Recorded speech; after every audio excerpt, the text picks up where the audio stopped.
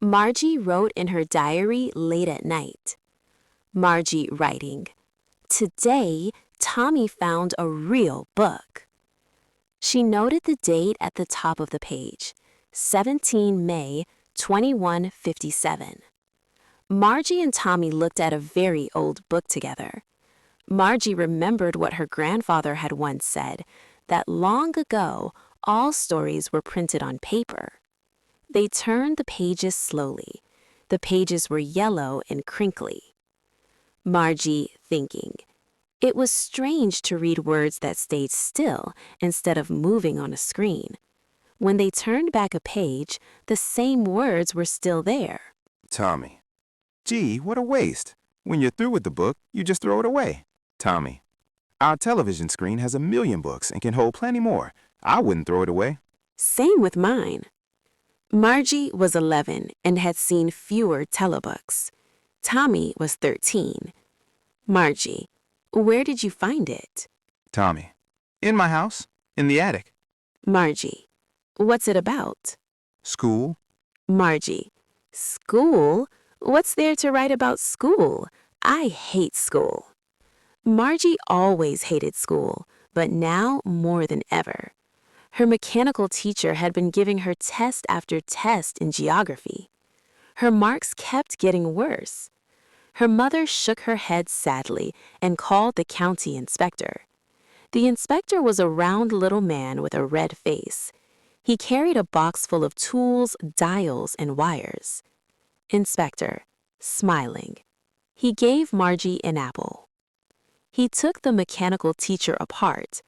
Margie hoped he would know how to fix it again. But after an hour, the teacher was repaired, large, black, and ugly. The screen showed lessons and asked questions. Margie hated the homework slot the most. She had to write answers in punch code, a system she had learned at 6. The mechanical teacher calculated marks instantly. The inspector smiled and patted Margie's head. It's not the little girl's fault, Mrs. Jones. The geography sector was geared too fast. I've slowed it to an average 10-year level. Her overall progress is satisfactory. He patted Margie's head again. Margie felt disappointed. She hoped the teacher would be taken away completely. Tommy's teacher had once been removed for nearly a month.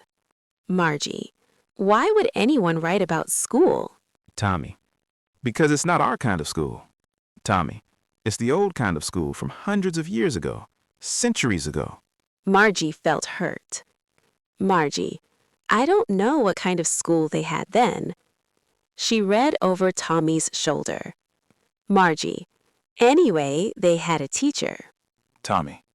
Sure, but it wasn't a regular teacher. It was a man. Margie, a man? How could a man be a teacher? Tommy.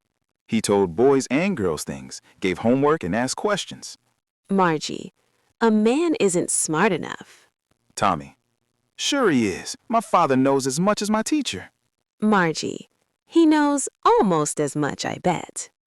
Margie, I wouldn't want a strange man in my house to teach me. Tommy laughed loudly. Tommy. Teachers didn't live in houses. They had special buildings and kids went there. Margie, and all the kids learned the same thing? Tommy. Yes, if they were the same age. Margie, my mother says teachers must be adjusted to fit each child's mind. Tommy. They didn't do it that way then. Tommy. If you don't like it, don't read it. Margie, quickly. I didn't say I didn't like it. She wanted to read more about those schools. Mrs. Jones called out loudly.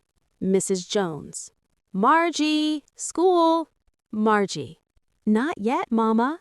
Mrs. Jones. Now. Can I read the book more with you after school? Maybe. Margie entered her schoolroom next to her bedroom. The mechanical teacher was already on. It turned on at the same time every day except weekends. The screen displayed, Mechanical teacher. Today's arithmetic lesson is on the addition of proper fractions. Please insert yesterday's homework. Margie inserted the homework with a sigh.